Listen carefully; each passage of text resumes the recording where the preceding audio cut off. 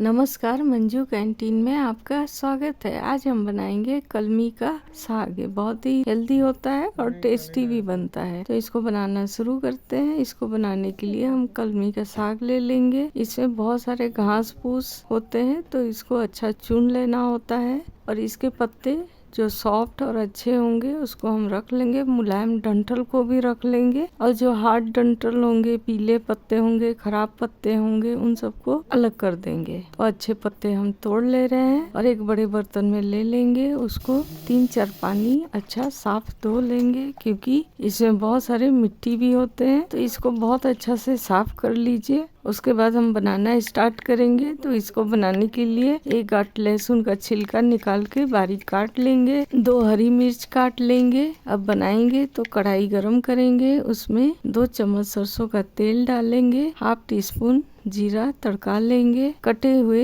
लहसुन को डाल देंगे, गोल्डन ब्राउन कर लेंगे, 1 लाल मिर्च तोड़ के डालेंगे। अब हम इसमें कटे हुए हरी मिर्च डाल देंगे। जब ये थोड़ा पक जाएगा, कलमी के साग जो धो के रखे थे उसको बारीक काट लेंगे और इसमें डाल देंगे। स्वाद अनुसार नमक डालेंगे, थोड़ा हल्दी पाउडर डाल देंगे और इसको हम थोड़ी थोड़ी देर में चलाते रहेंगे और ढककर पकाएंगे। जब ये अच्छा गल जाएगा तो यह पककर रेडी हो जाएगा।